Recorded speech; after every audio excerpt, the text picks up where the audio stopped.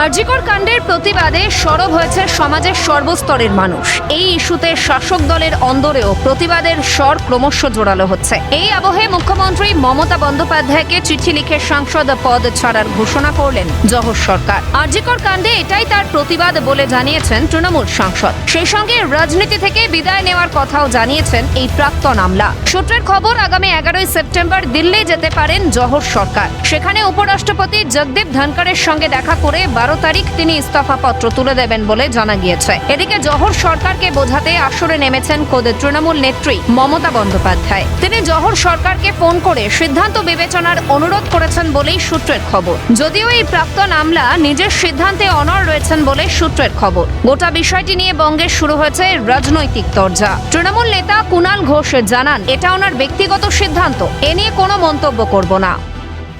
জহর সরকার যদি কোনো সিদ্ধান্ত নেন, সেটা তার একদম ব্যক্তিগত সিদ্ধান্ত, তার উপর কোনো মন্তব্য করব না। বিষয়টি নিয়ে বাংলার শাসক দলকে বিনতে ছাড়েননি বিজেপির রাজ্য সভাপতি তথা কেন্দ্রীয় প্রতিমন্ত্রী সুকান্ত মজুমদার। তার খোঁচা, ওনার মতো একজন শিক্ষিত মানুষ তৃণমূল কংগ্রেসে এতদিন কি করে থাকলেন, সেটাই সব থেকে বড় কথা। তার হয়তো দূর থেকে মনে হয়েছিল তৃণমূল কংগ্রেস দলটা বুঝি খুব ভালো মোদির বিরুদ্ধে লড়ছে। উনি ভিতরে ঢুকে বুঝতে পেরেছেন পুরোটাই পাক, এখানে দুর্নীতি অপশাসন ছাড়া কিছু নেই এবং চোরেদের রাজত্ব চলছে। তো যাই হোক, এতদিন পরে উনি বুঝতে পেরেছেন এবং বুঝতে পেরে তিনি যে রিজাইন দিয়েছেন তার রাজ্যসভার পদ থেকে, এটা মঙ্গল, ভালো। এবং ওনার মতো শিক্ষিত একজন লোক তৃণমূল কংগ্রেসের মতো দলে কিভাবে এতদিন থাকলেন, সেটাই হচ্ছে সব থেকে বড় কথা।